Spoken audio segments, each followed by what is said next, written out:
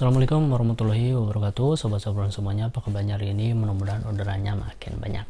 Ya, sebelum kali ini saya akan coba bahas tentang tips dan trik memakai hot gun untuk pengeringan partisol. Terus sampai habis.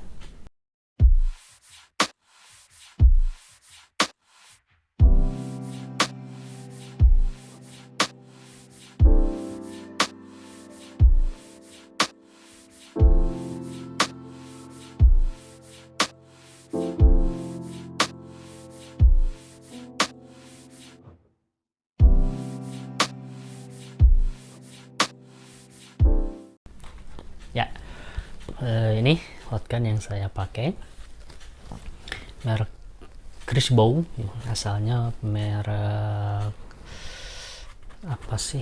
Apalagi nanti ya kalau ingat ya saya kabarin. Nah, pertama-tama juga kita juga harus tahu merek apa nih yang bagus gitu kan, karena ini kan alat pertukangan ya, sebenarnya alat pertukangan gitu. Nah, biasanya teman-teman bisa ya beli dari merek-merek pertukangan yang sudah terkenal itu, seperti Makita, Crisbow gitu. Ada lagi satu lagi, apa yang saya beli pakai dulu tuh sebelumnya, lupa lagi, pokoknya merek terkenal lah ya. Nah, dulu sempat juga beli, karena ini kan sebagai alternatif curing ya. Nah, jadi harganya juga cukup lumayan kalau yang merek-merek terkenal itu. Nah, dulu saya sempat pakai yang harga 250.000. Ada orderan lumayan banyak, padahal nggak terlalu banyak sih, 2 lusin 3 lusin gitu ya, pakai ngeringin partisol, jebol jadi sampai rusak gitu. Tapi alhamdulillah ketika pakai yang mereknya agak bagusan itu lumayan tahan lama gitu kan, seperti itu. Nanti jadi pemilihan merek juga sebenarnya berpengaruh gitu. Untuk awal-awal mungkin bisa pakai yang harganya murah, nanti ketika sudah nabung ada budget, teman-teman bisa pakai yang agak lebih bagusan lah. Jadi invest gede nggak apa-apa tapi awet, daripada beli yang murah tapi rawan rusak gitu. Yang pertama pemilihan merek gitu kan. Yang kedua, nah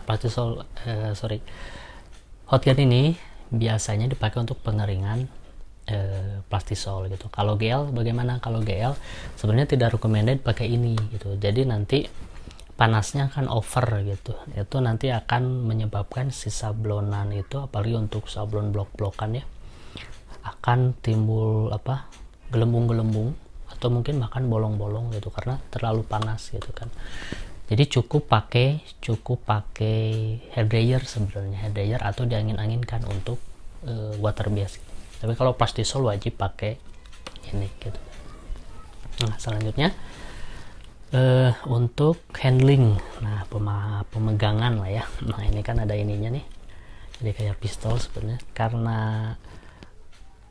kita sablonannya di bawah jadi nggak enak nih kalau gini. Nah, biasanya pegangnya ini kayak gini, nah dimasukin ke sini, itu biasanya lebih enak, lebih nyaman sebenarnya sih. Kembali lagi gitu ya teman-teman, handling gitu kan, cara pegang. Jadi kalau kayak gini agak susah nih, di daerah sini akan sakit. Nah, biasanya pakai gini gitu. Itu handling. Selanjutnya cara nyimpan. Nah, ini ada sini, ada ini. Nah, sebenarnya nyimpannya jangan digeletakin tapi diberdiriin. Nah, seperti ini. Berdiri itu akan lebih membuat si hot gunnya menjadi lebih awet. Selanjutnya, nah cara pakai ini kan, ini sablonan nih. Nah, ini kan di hot gun ya. Nah, usahakan jangan terlalu tegak gitu. Nanti kalau tegak nanti si panas kena sablonan, jadi akan masuk lagi ke area sini. Ini akan menyebabkan beberapa elemen di dalam ini jadi rusak gitu kan. Nah, recommended itu dimiringin aja.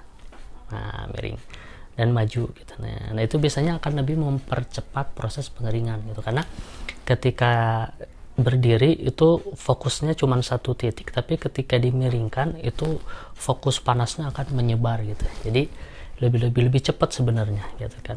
Jadi jangan terlalu tegak tapi agak miringin sedikit. Nah, ini bisa mempercepat proses pengeringan. Itu cara ininya gitu kan. Nah, yang kedua, yang kedua. Selanjutnya sablon plastik sol itu tidak hanya sekali atau 2 kali naik ya. Nah ini juga hati-hati. Biasanya kalau saya ini ada tingkat ininya, tingkat panasnya, ada off 1, 2. Ini cuma 2 ya, dua tingkat kepanasan. Ada juga yang 3 gitu. Nah biasanya nyablon itu kan sekali dulu, sekali naik, nah di hair dryer, di hot gun, baru timpa yang selanjutnya. Nah itu hati-hati biasanya kalau saya, terutama untuk nyablon di bahan warna putih ya. Biasanya kalau panasnya over itu biasanya akan timbul kuning di bahannya, over panas gitu, jadi si kaosnya jadi kuning gitu, jadi kayak kerak gitu kan. Pun kalau nyablonnya warna putih, tinta putih misalkan kayak gini, tinta putih, kalau panasnya over itu juga akan kuning gitu, jadi harus hati-hati. Nah misalnya kalau saya ketika untuk pertama kali naik itu pakai yang low dulu gitu, yang low dulu. Nah baru terakhir ketika mau beres nyablon, mau matengin, baru pakai yang kekuatan full gitu. Dan ini juga hati-hati, jangan terlalu diam lama, jangan juga terlalu cepat di anginnya, tapi majunya perlahan dan konstan, nah, gitu. Biar semuanya rata gitu. Seperti itu. Jadi ini karena dia selain angin yang keluar juga ada panas, jadi harus hati-hati, jangan terlalu over gitu kan. Kalau mau di overin, mau di fullin boleh, tapi harus dikontrol nih si jalannya, jangan sampai terlalu lama nanti bisa sablonannya kuning atau bahannya jadi kuning, terutama untuk warna putih gitu kan. Yang lebih parah lagi bisa juga sampai bolong si sablonannya gitu. Apalagi untuk nyablon yang bahan polyesternya banyak gitu, seperti bahan PE gitu kan, Hi-Jet. Untuk sweater juga kan yang katun mahal biasanya nyablonnya di yang PE gitu. Nah itu kalau pakai ini jadi mengkerut gitu kan, karena kan ada polyester plastiknya gitu. Jadi hati-hati ngatur kepanasannya gitu kan, seperti itu. Nah tuh, jadi beberapa poin tadi yang bisa kita rangkum. Pertama, pemilihan merek awal-awal bolehlah yang murah, tapi nanti kesini harus pakai yang lebih bagus gitu ya. Yang kedua, handling, bebas handling mah ya. Mau kayak gini juga monggo, terserah itu mah, senyamannya teman-teman. Selanjutnya ketika nyimpen seperti ini, jangan digeletakin. Terus yang kedua, posisinya jangan tegak berdiri, nanti panas yang keluar akan kesedot lagi, nanti akan merusak elemen yang dalam. Lebih baik dimiringkan sedikit, nah maju gitu. Dan perhatikan majunya, jangan terlalu cepat, jangan juga terlalu lama. Ini nanti akan membuat gosong si bahan ataupun si sablonan. Lalu hati-hati pemilihan tingkat kepanasannya gitu kan. Terakhir yang mungkin biar nggak kelupaan, nah tadi kan nyablon itu sekali naik dryer kan, hot gun gitu, lalu timpa lagi. Nah untuk teman-teman yang jumlah papannya terbatas, sebenarnya saya kan cuma 7, nah itu kan sedikit ya. Nah jadi ketika nyablon lalu di hot gun, kita kan menyablon lagi. Nah karena nyablonnya cuma sedikit, nah kalau bisa si ininya jangan dimatiin gitu. Misalkan ketika udah hot gun, nah ini disimpan aja tapi dalam keadaan nyala.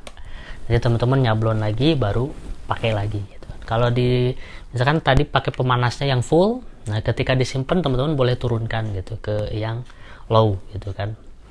Jadi biar irit listrik juga gitu. Ketimbang ketika teman-teman nyablon hot gun, matiin, nyablon lagi, nyalain lagi hot gun, nah itu ke listriknya akan cepat, tagihannya akan melonjak. Jadi sekiranya ininya disimpannya cuma sebentar karena jumlah papan yang sedikit, seperti cuma 7 palet gitu, ketika proses nyablon ini dibiarin nyala aja gitu, standby itu lebih irit ketimbang nyala mati gitu. Jadi beberapa tips cara menggunakan hot gun di tempat saya gitu. Mungkin teman-teman ada tambahan atau masukan bisa tulis di kolom komentar. Oke, itu saja sharing kita kali ini, semoga bermanfaat. Semoga sehat-sehat selalu ya, dan orderannya tambah banyak. Sekian, assalamualaikum warahmatullahi wabarakatuh.